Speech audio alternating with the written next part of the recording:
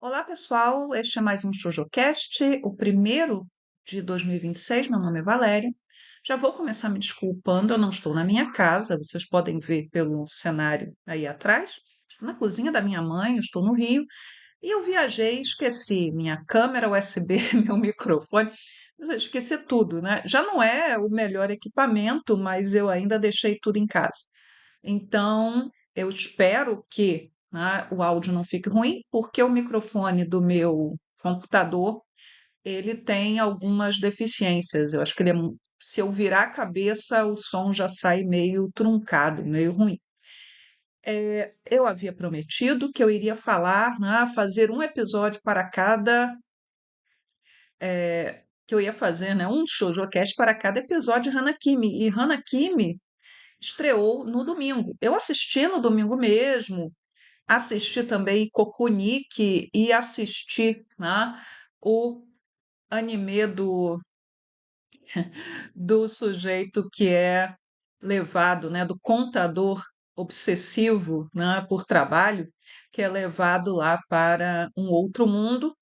Depois, quando eu for falar dele, eu olho e leio o nome corretamente. Eu não guardo esses nomes enormes, mas eu preciso, né, comentar o primeiro episódio de Hanakimi, que era uma série que eu estava esperando né, com muita ansiedade. Eu fiquei muito ansiosa no domingo até que efetivamente o arquivo entrou na Crunchyroll. Quer dizer, esses três animes que eu citei, eles estão na Crunchyroll, né? Eu não consegui ver, eu estou gravando no dia 8, né, quase 11 da noite, eu não consegui ver Champignon no Majo para poder dar fazer algumas observações, mas não vou conseguir assistir todos os episódios de todos esses animes que estrearam, né? Alguns eu realmente não faço questão, não faço questão mesmo de olhar, mesmo um que está sendo muito elogiado, né? Que é o Tamunkun B-Side, né? Que é o do garoto idol, né? De dupla personalidade, né? Mas eu sei que vai ter muita gente que vai comentar. Parece que este foi o anime que recebeu realmente um investimento em animação de qualidade, né? Assim, que outros animes não receberam. Mas vamos lá. Eu vou começar falando de Hanakimi, depois eu vou falar um pouquinho de Kokonik e termino falando do anime BL, né, do sujeito que é levado para outro mundo. Então, vamos ao ShoujoCast. Hanakimi, né, é um mangá da revista Hanato Yume, que está completando 50 anos. A série, né, ela faz parte dessas comemorações. A autora é a Risaya Nakajo. Ela faleceu, né, em dezembro de 2023 por problemas cardíacos, né, com 52 anos, se não me engano, 50 anos. 50 anos, tá? Hanakimi foi publicada entre 1996 e 2004, contou com 23 volumes, teve dois últimos capítulos, né? Um último capítulo que foi considerado insatisfatório pelos fãs, gerou muita comoção negativa. E aí a Nakajo fez um segundo último capítulo, tanto que a minha edição norte-americana de Hanakimi, que não está comigo, obviamente, está na minha casa, mas que eu mostrei quando eu gravei um programa só sobre Hanakimi, ela não tem o último capítulo, o segundo último capítulo, ela só tem o primeiro, né? E aí eu tive que ir atrás desse segundo último capítulo que eu só li recentemente, né? Eu tinha lido o mangá inteiro e o último capítulo derradeiro eu só fui ler depois. Hanakimi fez muito sucesso. A gente desejava, né, desde muito tempo, ter essa série em anime, mas ela foi transformada primeiramente em dorama, tá? Então ela teve live action, seriado live action na Tailândia, se não me engano, Taiwan, que foi o primeiro. Depois, em 2007, teve a série japonesa, que é a mais famosa, que é a que está na Netflix, o primeiro dorama. Depois teve outro dorama em 2011 e teve um K-drama. Então, assim, houve quatro adaptações de Hanakimi para live action. E a animação era algo que a gente não imaginava. Mas ela foi anunciada em 2024, então exatamente 20 anos depois do término do mangá. Então, assim, para mim e para todo mundo que acompanhou o mangá e que ficava lá torcendo para ter uma adaptação em anime, foi maravilhoso, foi uma grande surpresa. Para quem não conhece a história de Hanakimi, né, e, e que é um resumo muito rápido de como ela começa, nós temos uma menina, né, que ela é nipo-americana, é a protagonista da história, que é a Mizuki, né? A, a Mizuki Ashiya. Ela, para treinar, né, o seu japonês, ela fica assistindo programas, né, da TV japonesa. Então, ela estava assistindo um campeonato de atletismo juvenil, escolar. Ela é praticante de atletismo, ela é corredora, né, de curta distância, de 100 metros rasos. Muito bem. E aí ela vê, né, a prova de salto em altura e ela vê o Izumi Sano pulando, né, saltando, e ela fica fascinada, né, por aquele rapaz, por aquele atleta, né, e ela decide que precisa conhecer o Sano. Então ela vai fazer pesquisa sobre a vida do Sano e ela descobre onde ele foi estudar, e ela consegue convencer os pais dela a deixá-la fazer intercâmbio no Japão. Detalhe: a escola para onde ela vai, a Osaka Gakuen, é uma escola masculina. Não importa, tá tudo assim a serviço de um roteiro, né? Suspensão de crenças, senhoras e senhores. Os pais dela não sabem que ela está indo para uma escola masculina, para um colégio interno masculino. Então a Mizuki corta o cabelo, ela vai vestida de garoto, ela tem uma melhor amiga norte-americana que é a Júlia, né? E ela fica, né? A Júlia fica chocada com o que ela vai fazer, mano. Que você vai fazer um negócio desse? Ela tinha um belo cabelão, então ela corta o cabelo e ela vai para essa escola. A gente está assistindo, pelo menos eu, né? Estou assistindo, não domino o japonês, muito longe disso, porque o mangá certamente faz uma série de jogos, né? Com o conhecimento de japonês da Mizuki, que não é um conhecimento de quem é nativo, então ela comete uma série de gafes, ela vai cometer uma série de gafes, e que se junta também com o choque cultural dela ser norte-americana e dela ser mais expansiva se comparado com o japonês. Isso aí tudo é explorado no mangá. Então, chega na escola, ela já comete assim uma série de gafes ao tentar se aproximar do Sano. Ela acaba, né, sendo meio que acolhida por um outro aluno, que é o Nakatsu. Nakatsu é a estrela do time de futebol da escola, e Nakatsu muito expansivo, e ele acaba, né, meio que tomando a Mizuki, né, debaixo da sua asa, mas ele fica meio perturbado porque ele olha para a Mizuki e acha ele muito bonito, né? E ao longo aí da série, até que o Nakatsu descubra que é uma garota, ele vai ficar em profunda agonia a respeito, né, da sua orientação sexual, porque ele vai se apaixonar por Mizuki. Mizuki cai na mesma turma do Sam. Ótimo para ela, né? A sorte está do seu lado. Mas mais do que isso, ela acaba dividindo o mesmo quarto com o Sano. Então ela vai ser a colega de quarto. Sano é uma figura antissocial, ele não entende essa empolgação de Mizuki, ele vai logo dizer que ele não se interessa por esse tipo de coisa, ou seja, ele não tem interesse por garotos, né? Ele vai dar uma cortada nela, porque ele interpreta, né, o excesso de emoção de Mizuki dessa maneira. Mas, assim, logo no comecinho, porque foram exibidos dois episódios, né, de saída, Mizuki, o Sano acaba descobrindo que Mizuki é uma garota, o que vai deixá-lo profundamente perturbado. E essa situação vai se estender pelo mangá inteiro, porque ele só vai revelar para Mizuki que ele sabe que ela é uma garota já no final da série de mangá. Eles, inclusive, começam a ter um relacionamento com o Sano preservando, eu dando spoiler, mas o mangá terminou há 20 anos, preservando a identidade de Mizuki, porque o Sano ele vira meio que um guardião desse segredo de Mizuki, né? E aí, de forma muito leve, porque o mangá não é um mangá pesado, deveria ser, né? Todos os perigos, né, que alguém como Mizuki corre numa escola masculina. E aí, pensando, né, na estrutura de colégios internos e até a gente pode ir para mangás realmente pesados, como o Coração de Tomás, da Hagiomoto, ou Kazutoki no Yuta, da Takemiya Keiko, né? Assim, ou pegar, por exemplo, filmes britânicos que de colégio interno, como If ou Another Country, né? Que tem resenha no meu blog, eu posso botar a resenha, é um filme que eu gosto bastante, né?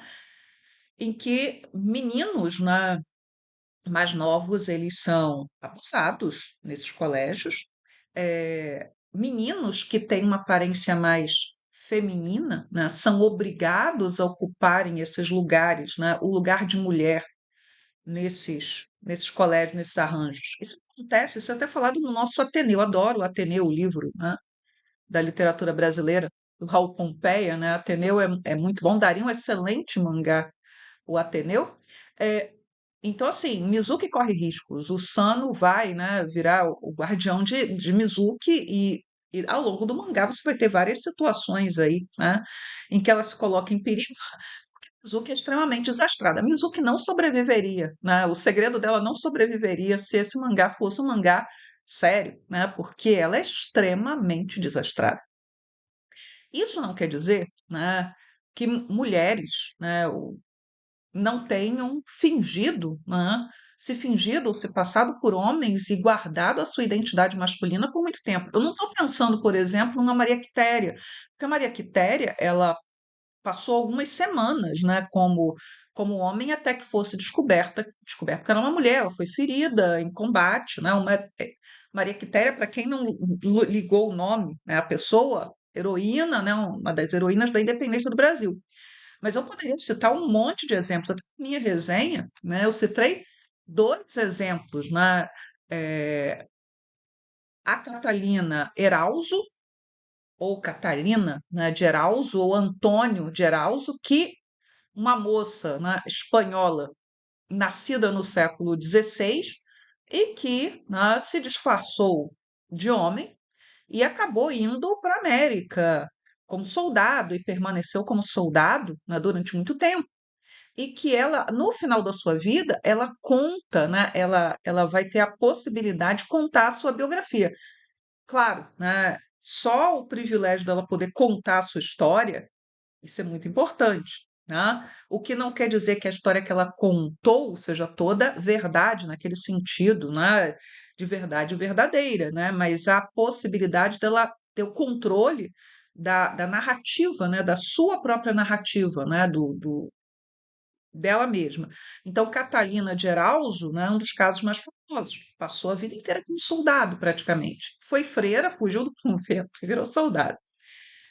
E há um outro caso, né, eu poderia citar outros, né, mas vou citar esses dois, que é o Dr. James Barry, né, ou Margaret Ann Buckley, que foi uma médica, ou médico, né, vitoriano, nasceu no final do século XVIII, 1789, morreu em 1865. Foi um médico muito renomado que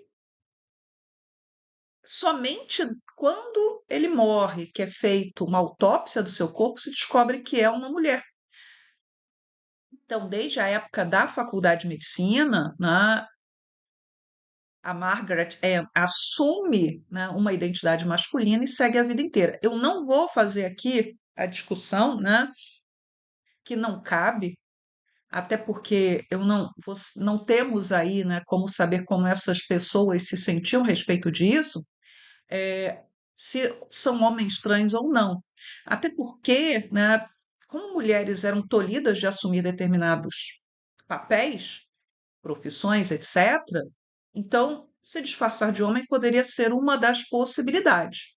No caso, por exemplo, da Erauso e do Dr. Barry, eles não se casaram, né? Não constituíram uma família. Mas existe um caso de uma médica francesa não, suíça, né? Enfim, Nesse momento em que ela nasce, 1791, essas questões de fronteira não estavam muito claras, né? Ela se chamava Henriette Faves, ou Favé, ou Fabé, e ela vai assumir, né, uma identidade que é de Henrique Faves. E vai para Cuba, né? Então ela vai estudar medicina já disfarçada de homem, ela vai para Cuba e ela se casa com uma mulher. Então ela tinha uma companheira, que era a Juana de León. Essa companheira, elas viveram como um casal em Cuba. Todo mundo pensava, né, que a Henriette era Henrique, ok, até que uma criada da casa, por acaso a vê sem camisa, né, estava entrando no quarto, não importa, e aí denuncia, né, o Henrique Faves à justiça. Ele é preso, vai ser submetido a um exame, né, humilhante, né, que vai declarar que se trata de uma mulher, vai permanecer um tempo preso, vai ser expulso de Cuba e ela acaba indo para Nova Orleans, né, nos Estados Unidos, já nessa época, e vira freira e termina sua vida como freira que atende, né, em um hospital. Então, assim, no caso da Henriette ou Henrique Fávio, aí sim você vai ter essa situação de casamento, e um casamento longo, uma pessoa que viveu uma vida realmente como homem em todos os sentidos, né, possíveis ali daquele momento, né? Ela morre em 1856. Então, assim, ah, não, é impossível uma mulher se fingir de homem, e enganar todo mundo. Não, não é mesma maneira que homens poderiam viver como mulher e passar como mulher em determinados contextos, determinadas sociedades, sem terem a sua, né, identidade detectada. Mas o que eu estou falando é o seguinte: Mizuki não sobreviveria porque Mizuki é muito bandeirosa. Pessoa, né, isso já é mostrado aí no início, que consegue identificar Mizuki, né, como uma garota é o Dr. Umeda, né, que é o médico da escola. E ele tem problemas com mulheres, ele é homossexual, ele tem problemas com mulheres. Depois a gente vai descobrir, a família dele vai aparecer. Ele é tio do Namba, né, que é o presidente do dormitório onde a Mizuki, o Sano e o Nakatsu estão. A escola tem três dormitórios, então o Dr. Umeda também descobre o segredo de Mizuki e ele também se torna um dos guardiães, né, do segredo da menina. Segundo episódio, né, eu não fui checar o mangá para ver até onde do mangá foi, mas eu acredito que eles já cobrem aí o primeiro volume do mangá. Tenho quase certeza, né, que esses dois episódios cobriram o primeiro volume. São 23 volumes. Ainda que eu possa considerar que há muita gordura, né, que possa ser cortada do mangá, até porque há situações que até são repetitivas, né, em relação ao segredo de Mizuki, as a angústia de Nakatsu, as tentativas de Sano de proteger Mizuki e o desejo que ele vai sentindo, porque é um garoto que está dividindo o quarto com uma garota pela qual ele vai começar a desenvolver sentimentos, né? Não vai dar para colocar Hana Kim em 12 episódios. Então, eu espero que uma segunda temporada esteja planejada, uma segunda e uma terceira, de preferência. Mas, assim, os dois primeiros episódios, eles foram bem divertidos. Eles introduziram, né, os meninos do dormitório, é o dormitório B, que é o dormitório B, que é o dormitório deles, porque tem o dormitório dos atletas, esse dormitório que tem atletas e tem artistas, e tem outros, e tem o dormitório dos artistas. A abertura, ela já introduz praticamente todos os personagens mais relevantes do mangá. Eu não identifiquei na abertura as meninas da escola Saint Blossom, só tinha uma que eu acho que é a irmã do Namba, e logo sobrinha do Meda, né? Que é a escola feminina, que é a escola irmã da Osaka Gakuen. É muito comum nessas estruturas de escolas britânicas, né? A inspiração é britânica, que você tivesse a escola masculina e a escola feminina que fizessem intercâmbios e cujo objetivo, no fim das contas, é tentar promover casamentos entre, né, os alunos e as alunas dessas escolas. Tanto que um dos meninos, né, que é o presidente do dormitório dos atletas, ele é noivo de uma menina da Saint Blossom. Então, essas meninas elas têm que aparecer em algum momento do anime, né? Eu só vi uma que é a irmã do Namba. Eu não vi o irmão do Sano, que é o Shin, não vi na abertura, mas vi o rival dele no salto em altura, apareceu, né? Ele tá lá, que é um menino de outra escola. Aliás, né, é importante, a Mizuki descobre que Sano parou de saltar, né? Isso vai gerar, né, uma angústia muito grande nela, e um dos objetivos dela, pelo menos até que ele volte, né, ao salto, é fazer com que ele retome o esporte. Ele tem uma série de problemas, né? O acidente que é referido no primeiro e no segundo episódio não é o grande problema que o faz largar o esporte, é simplesmente a desculpa para ele largar o esporte. Então a gente tem isso, né? Nesse primeiro e segundo episódio, tem a descoberta, né, do Sano. O Sano descobre que Mizuki é uma garota. Nakaju começa a ter ideias. Tem o primeiro conflito, né, com o garoto fofoqueiro e que ganha dinheiro vendendo fotos dos colegas e meio que criando fanfics a respeito dos colegas. Então Mizuki dá um supapo nele, né? Enfim, assistam os episódios, vão saber por quê, o motivo. É, e aí, aguardando ansiosamente o terceiro episódio.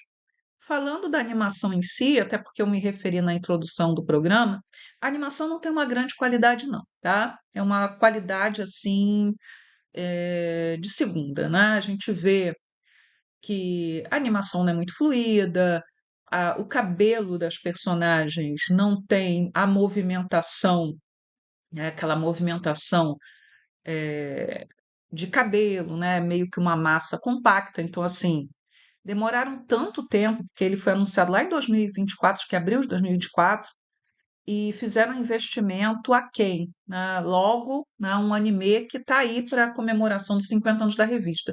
Poderiam ter investido mais em Hanakimi. Hanakimi merecia mais. A abertura não me marcou, mas é interessante porque ao longo desses dois episódios e na abertura a gente vê muitas das ilustrações que são as ilustrações especiais da série sendo referidas ali, né? Aquelas ilustrações de abertura de capítulo. Então, a cena do sofá na abertura, com os meninos ali sentados, e o Meda é de um momento lá na frente em que eles vão ser convidados para posar para uma revista. Tem coisas que vão ter que ser introduzidas na história, porque não eram comuns lá entre 1996 e 2004, com a presença dos celulares, né? Os celulares agora vão ser inseridos na história, precisam ser nessa tecnologia mais moderna para que a história seja adequada, até porque não é uma história de época. Para quem assistiu a série, o Dorama de 2007, que eu falei que é o mais famoso, deve ter percebido, né, que o Sano demorava mais para descobrir o segredo de Mizuki, que o Sano era muito mais antissocial do que ele é no mangá. No mangá, o Sano já vai, né, descobre cedo, muito mais cedo, ele não é otário, descobre antes e ele vai já, né, se tornando mais maleável em relação a Mizuki, ainda que ele continue, de certa forma, antissocial, né? E, claro, o dorama tem muito mais humor, não que o mangá não tenha, ele tem muito mais humor, um humor pastelão, um humor que me incomoda, inclusive, né, pelo exagero, do que o mangá tem. Mas o mangá, ele tem muito humor e a série vai ter muito humor. Abertura e encerramento não me marcaram. Como eu falei, a animação não tem a qualidade que eu gostaria que tivesse, mas eu estou muito feliz de ter Hanakimi, né, sendo animado. E recomendo para todo mundo. O mangá, a edição que eu tenho é uma edição 3 em um americana, então 3 volumes em um. É possível, né, que com o anime, finalmente, esse mangá apareça no Brasil, e se aparecer, certamente vai ser nessa edição 3 em um. O traço da Nakaju no mangá, ele vai, né, evoluindo, no sentido que ele vai de um pior para um melhor, mas ele faz algo que eu acho o seguinte, ele é como o da Camille Yoko em Hana Yoridão. Quer dizer, como não? Que a Camille Yoko desenhava muito mal no início. A Nakajo não desenhava maravilhosamente bem no início, ela vai evoluindo, então lá pelos volumes 13, 12, 14, ela está no melhor da sua arte, e aí depois me parece que ela cansa um pouquinho, e aí a qualidade do traço cai um pouquinho. Porque efetivamente, né, não que eu acho que o mangá tenha barriga, eu reli o mangá quando eu fiz o programa lá atrás, e a minha impressão sobre o mangá mudou, não é que o mangá ele tenha barriga, ele tenha se esticado, mas efetivamente ela poderia ter terminado antes o mangá, e ela não terminou antes porque o mangá fazia um grande sucesso, e ela foi pressionada a continuar, né? Então, tá fazendo sucesso, continua. Tanto que ela não conseguiu emplacar nenhum grande sucesso depois de Hanakimi. Então, aquela coisa. É a grande obra da Hisaya Nakajo, não que ela tenha parado de produzir depois, mas ela não conseguiu acertar, como ela acertou em Hanakimi, nem perto. Então, assim, é o grande mangá dela. E como ela faleceu, é o grande mangá. E ponto, né? Mas se vocês assistirem o programa que eu fiz quando ela faleceu, em que eu falei de Hanakimi, eu falei mais coisas, mas logo a gente vai ter o próximo episódio e aí eu vou voltar à série, tá? Então, assim, essa playlist está sendo inaugurada sobre Hanakimi, né? E eu espero que ela seja bem duradoura, porque eu espero que haja outras temporadas do anime. E eu queria, né, continuar falando um pouquinho do Ikokuniki. Ikokuniki é um mangá josei, então eles são na Feel Young. É um mangá da Tomoko Yamashita. É um mangá muito sério, né? Um mangá adulto de verdade, naquele sentido, né, de trabalhar com situações que são situações densas, sem, né, esse humor juvenil. Não é uma série leve e é uma série que trabalha, né, com o tema do luto e com a questão da família. Então, o mangá tem 11 volumes, eu acho que ele vai caber nos 12 episódios ou 13 que a série tiver. É um mangá que já teve uma adaptação para live action em 2024, o filme. Eu até consegui baixar o filme, então tentarei assistir o filme para até, de repente, para fazer a resenha escrita, mas talvez comentá-lo, né, no futuro.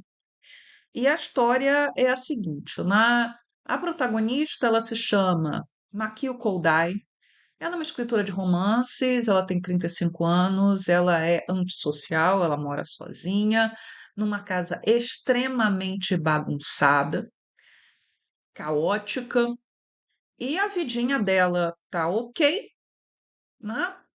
Ela pouco sai de casa, ela mantém lá a ponte com a sua editora, ela escreve, e aí ela recebe a notícia de que a sua irmã mais velha e o marido faleceram num acidente. Um acidente de carro muito trágico, e que ela tem, né? Ela tem uma sobrinha que ela não vê há muito tempo, tanto que ela nem lembra do nome da garota, que é a Asa Takumi. E aí, eu não li o mangá, né? E aí alguns estão falando, não, ela era filha só do marido da irmã, mas não importa, né? Ela é filha dessa irmã. E a Makio, como irmã, né, da falecida, ela tem que ir, ela vai reencontrar parentes, parentes dela, parentes do marido da irmã, a questão, né, da papelada dos corpos, etc. E ela vai, né, de uma certa maneira, acolher a menina logo de início, porque a menina está lá, né, com uma velha que acho que é uma tia-avó, dormindo lá no necrotério, esperando que as coisas, então ela leva a menina para comer e coisa e tal. No enterro, ou melhor dizendo, no velório, né? Porque enterro no Japão não existe, né? Você tem a cremação, etc. No velório, ela ficou ouvindo os parentes que estão ali discutindo o destino da menina. Ninguém quer ficar com ela, né? Quem viu o Zag Drop deve lembrar dessa situação, mas era uma criança, né? Ah, quem vai ficar com essa criança? Ninguém sabe, ninguém quer, então vão mandar para uma instituição. No caso ali, né, da Asa, da menina de 15 anos, está mais naquela discussão, né? Ah, ela pode ficar na casa de um, mas eu não vou assumi-la integralmente, então ela vai ficar rodando de casa em casa. Lembra um pouco, né, o mangá que saiu aqui pela Panini, né, o Mimate Diary, um diário de uma cidade litorânea, que para quem lembra da história, que também era um mangá josei, também um mangá adulto, nós temos lá um pai que abandonou a família, deixou a família para trás, abandonou a esposa com 3 filhas, e aí, muito tempo depois, chega a notícia de que esse pai tinha morrido, e aí as 2 filhas mais velhas, se não me engano, vão até os funerais do pai, e lá elas encontram a irmã, a meio-irmã de 13 anos, que já não era filha dessa esposa com que o pai estava, era filha de uma esposa anterior que tinha falecido, enfim, e ninguém quer ficar com a menina. E aí essas irmãs mais velhas que tinham um ressentimento enorme do pai, a irmã mais velha em especial, falou assim: não, é minha irmã, eu vou levar. Você não precisa se preocupar, você não vai para uma instituição, você não vai ficar nas mãos de parentes que não lhe querem, a gente te leva, né? E aí eles constituem uma família. Família, né? Família, apesar dos laços de sangue serem importantes, família não é determinado por laço de sangue. Família é determinado por afeto, responsabilidade, solidariedade, essas coisas, né? Amizade, muitas vezes, que são construídas socialmente, né? Laços que estão muito fortes, né? E, e a amizade, né? Assim, ela pode ser uma forma de construir laços, né? Familiares, né? Para além daquilo que as pessoas costumam chamar, né, dentro desses discursos reacionários fáceis de família tradicional, né? Há vários arranjos possíveis familiares. Então, a Maquio ela leva a Asa para sua casa, dá chilique lá nos funerais e esculhamba a família, leva lá a menina e ela diz para a menina, ó, eu odiava tua mãe, não, não me arrependo, não mudei de ideia, continuo odiando sua mãe. A gente não sabe porque ela não gosta da mãe da Asa, né? Da irmã mais velha, não sabemos. Mas eu não vou deixar sobrinha minha largada pelo mundo. Não te garanto que eu vá amar você. Leva a menina com ela. Sim, né? Ele tem uma estrutura fragmentada e ele não segue uma linearidade temporal. Então, a gente tem acontecimentos fora de uma determinada ordem, que seria a ordem esperada. Então, a pessoa falando, não é um anime fácil de assistir, não é um anime juvenil, não é um material para adultos. Ele lembra muito o cinema, né? É, o cinema, esse cinema cult, cinema europeu, por exemplo, eu estava assistindo, que eu também baixei o filme, né? O Valor Sentimental, que é o grande competidor do Agente Secreto, que todos esperam que ganhe uma série de prêmios, né? Valor Sentimental é assim, é uma narrativa fragmentada, que não tem uma linearidade temporal, então, e Kokunik é a mesma coisa.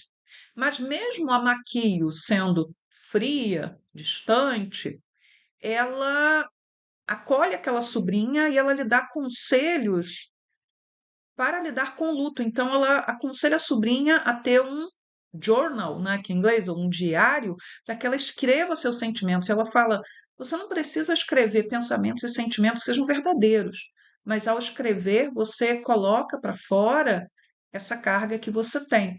Eu até conversando com a minha amiga Jéssica, né, ela disse que achou que a menina não mostrava a sua dor e o seu luto. Eu já vi o contrário. Ela mostra assim, porque muitas vezes o luto, a dor da perda de alguém, e hoje eu fui enterrar, né, uma pessoa muito querida, que me via como filha, é, enfim, muitas vezes a gente expressa o luto de formas diferentes. A gente que expressa o seu luto de maneira escandalosa. Não estou usando o escandaloso no sentido pejorativo, mas de colocar para fora de forma muito efetiva o seu choro, a sua dor, de passar mal, né? Há pessoas, né, que são mais comedidas, talvez por pressão social, e há pessoas que ficam tão atordoadas, tão anestesiadas, que parece efetivamente que elas não estão sentindo, mas que elas só vão conseguir expressar essa dor muito tempo depois, quando o irmão, né, um dos irmãos de minha mãe morreu, que era o tio mais querido, né, era o tio solteirão, querido dos sobrinhos, etc. Meu pai, né, ficou com ele no hospital nos últimos dias e meu pai não conseguiu chorar a morte do meu tio quando ele morreu. Eles eram muito amigos, eles eram muito próximos. Meu pai só foi conseguir chorar um ano depois. Então, assim, por isso eu tenho a compreensão de que a dor pode ser expressada de várias formas, e ela tá lá. No caso da Asa, ela tem pesadelos, ela sonha que está num deserto sozinha e de repente a tia aparece lá. Mas a tia, e ela fala no mangá, ela fala no anime, ela olha para a tia e vê a tia como a rainha de um novo país, de um lugar novo que ela tá conhecendo agora, né?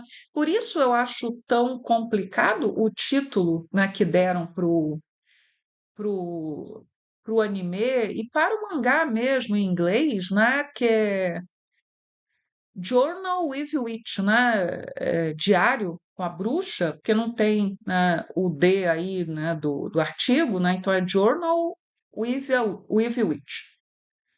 Mas a menina no próprio anime ela não se refere a tia como bruxa, ela se refere a tia como uma rainha distante, inacessível, fria, no seu trono, né, que é a cadeira de computador que ela está sempre escrevendo.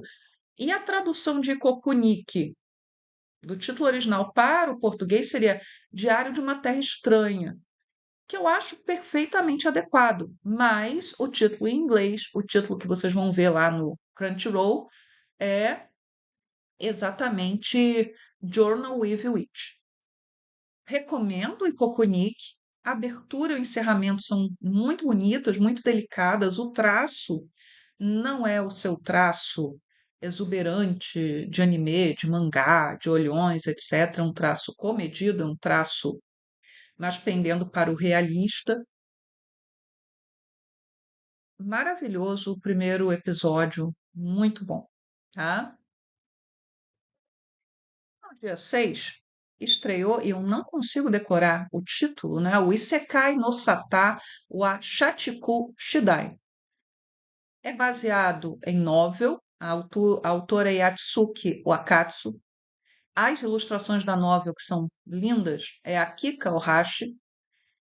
Então, é inspirada em novel. Essa novel é uma novel BL, Boys Love. Então, é Boys Love, sim. O casal principal são dois homens, então estou avisando porque tem gente que tá achando que não é. Não, é sim. Não, não é queerbaiting, é sim, é isso aí mesmo, tá? Tem um mangá que é da Kazuki Hirodori.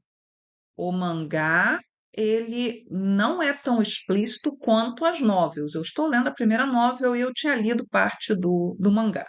São três novels até o momento, somente três, e são 7 volumes de mangá até o momento.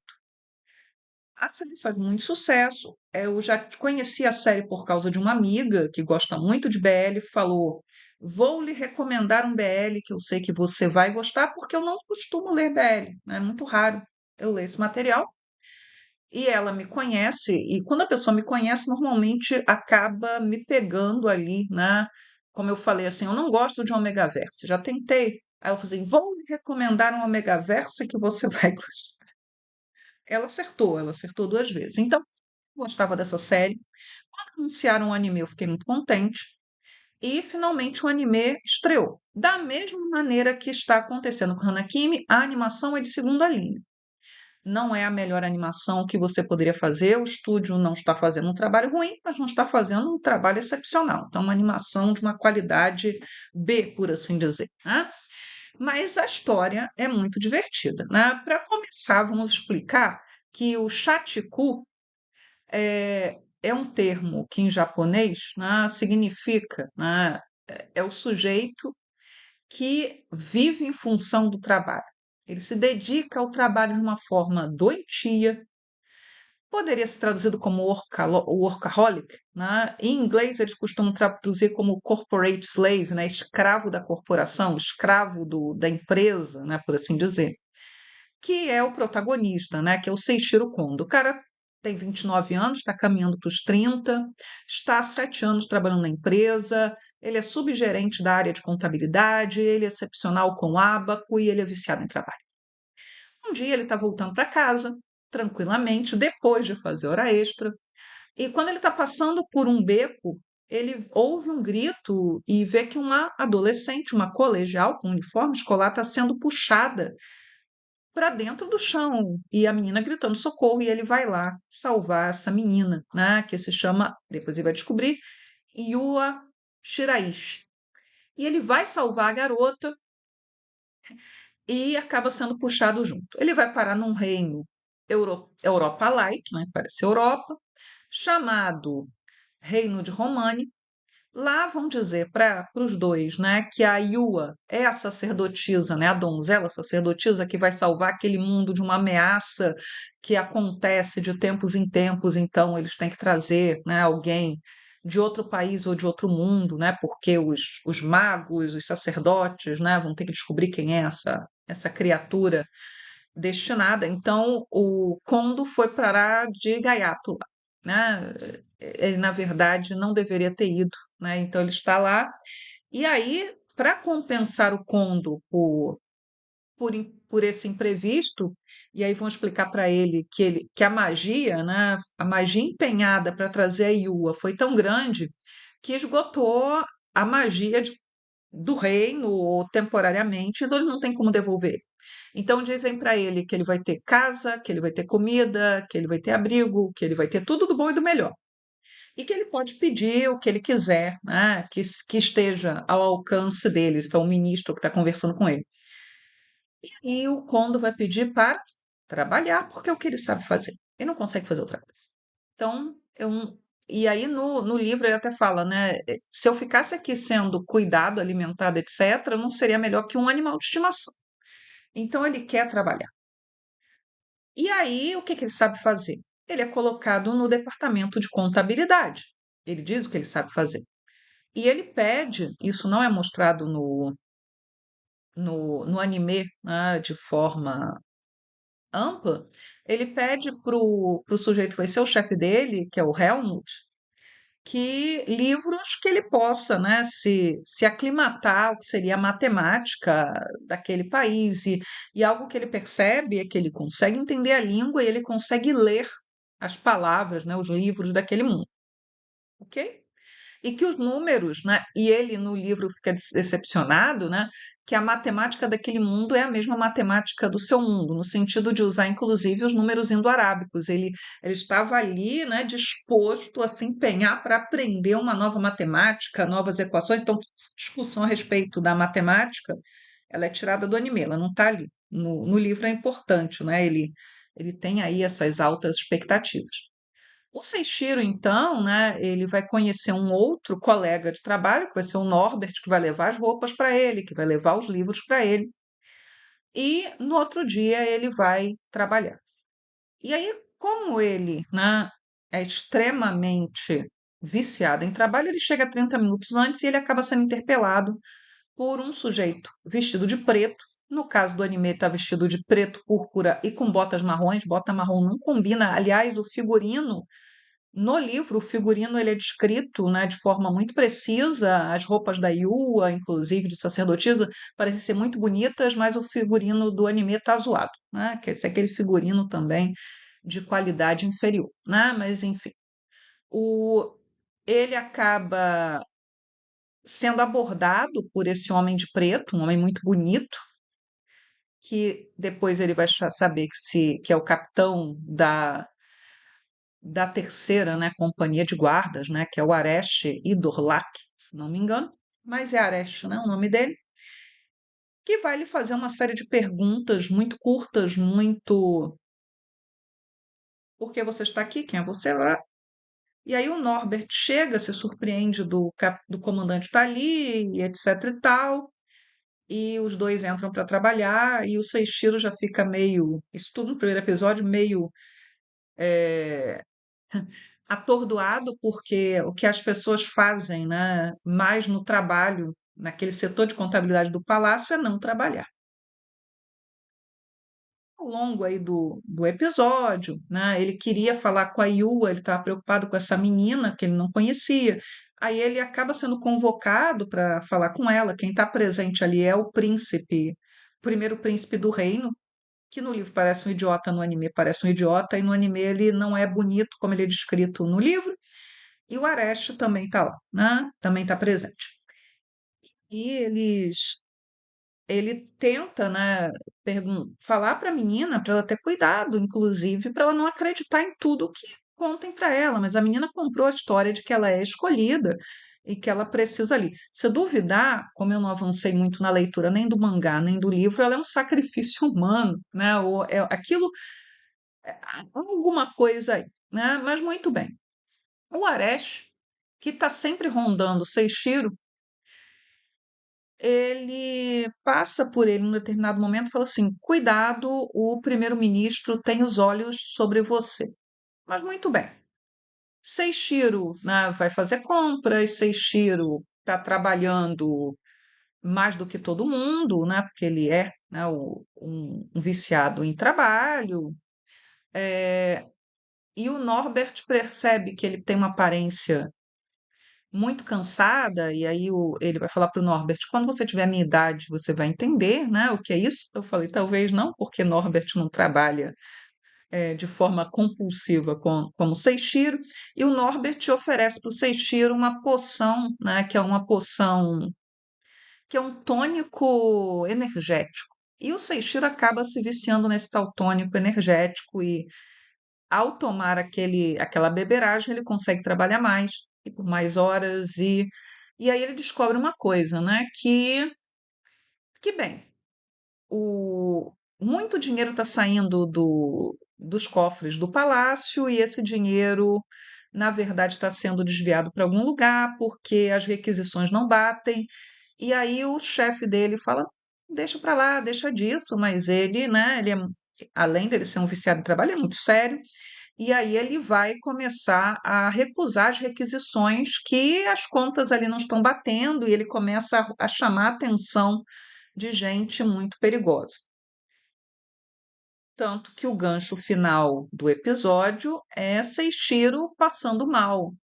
Porque ele tomou da poção demais ou porque ele foi envenenado? Saberemos no próximo episódio.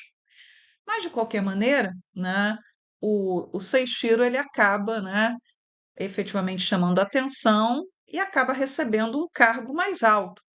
Esse cargo mais alto, né, pode ser para calar a boca dele, pode ser para lhe dar atribuições que acabem impedindo que ele possa fiscalizar essa gastança sem fim. O episódio também, né, isso está no livro, né, também mostra aí o quanto aqueles que têm uma nobreza superior têm desprezo por aqueles que não são nobres ou são de uma nobreza inferior. O Norbert, ele é filho de um visconde, e aí, de novo, cai naquilo que eu já falei para outros animes, né, as autoras japonesas, quando pegam esses títulos de nobreza europeus, britânicos principalmente, né, sim, duque é o topo aí da pirâmide da nobreza, duque, marquês, conde, visconde. Um visconde pertence à alta nobreza. Então, assim, o Norbert ser esnobado por um sujeito que é mais nobre que ele, mas mais nobre quanto que ele, né? Enfim, é um negócio complicado. Mas o fato é que já nesse primeiro episódio, né, você tem ali aquela tensão, né? Erótica entre o Seishiro e o Aresh. E a coisa vai se concretizar no próximo episódio. Acho essa série muito interessante, né? A premissa aí do sujeito, né? Que é um viciado em trabalho e que vai causar, né, problema no outro mundo. Ninguém mandou levá-lo, ninguém mandou levá-lo. Agora ele vai colocar ordem nas contas públicas e vai acabar com todos os corruptos, né? Superpoder, ele tem o superpoder da matemática, dos cálculos, né? Uma das primeiras coisas que ele vai fazer nesse mundo é conseguir um ábaco, né? Porque ele é muito bom nessas contas. O título que está lá na Crunchyroll é o título principal, que é um título bem, né, operacional, é Isekai Office Worker, né? Então é o Isekai é o Isekai do trabalhador de escritório, né? E aí depois eles colocam o título que é o título internacional do mangá e dos livros. The other world's books depend on the bean counter, né? Que os livros de contabilidade, né, desse outro mundo dependem desse contador, né, do contador que usa o ábaco. Enfim, para quem gostou de BL, eu sugiro, não deve no anime ter nada de explícito, porque o mangá não tem nada de explícito. O mangá ele reduz bastante aquilo que é descrito nos livros. Não que os livros sejam, né? eh, não é o tipo de BL mais explícito que vocês vão encontrar, muito menos que isso, tá? Mas é um BL, né? Para quem gosta, para quem não gosta, então estejam avisados, né? O bairro dos meus pais é um bairro perigoso e vocês ouviram aí os tiros, não consegui eliminar todos os tiros, né? Estou no Rio de Janeiro. Não sei nem se os tiros foram na rua deles, mas enfim, estão aí, né? Estão as três recomendações de anime. Espero que esse programa vá ao ar no dia 9. Como eu disse, a gravação pode não ficar tão boa assim, enfim, né? Mas esse é o primeiro ShojoCast do ano. Vai ser precário porque, como eu disse, esqueci tudo. Esqueci câmera, esqueci microfone, esqueci tudo. E não tenho como conseguir aqui no Rio. Então, é isso, pessoal, né? Se você chegou até aqui, muito obrigada. Deixe o seu like. Isso ajuda a impulsionar o programa. Deixe o seu dislike. Se você não gostou, também ajuda a impulsionar o programa. Vou colocar links para as resenhas escritas que eu fiz, inclusive a resenha de Another Country, que eu citei, né? O filme que eu citei, que é um filme muito legal. Se eu já tiver, quando eu tiver feito a resenha do Valor Sentimental, já que eu citei, vou colocar também, né, nos links, tá? E, enfim, né? Se você tiver algum comentário, todo comentário é bem-vindo, né? Mas vamos combinar, né? Um comentário para colocar, né? Como palavra de impulsionamento, né? Caso você queira ajudar a impulsionar o programa, né? Eu só peço que coloque o nome de um, dois, dos animes que eu citei ou de algum anime que você esteja acompanhando nessa nova temporada. Então, pode ser Hanakimi, pode ser Kokunike, pode ser, né, o Isekai Office Worker, né, que acho que é melhor e mais fácil do que o título em japonês enorme. Deve ter um apelido em japonês. Voltaram os tiros, tiros ou fogos, não sei. Não vou editar, vou deixar o barulho de fundo para vocês, né? Enfim, eh, se você se você colocar, né, o nome desses animes, ou Champion no Mage, ou outro anime que você esteja assistindo, é um comentário, né, que ajuda a manter o programa, a trazer mais atenção para o programa. É isso, pessoal. Até o próximo ShojoCast. Tchau, tchau para vocês.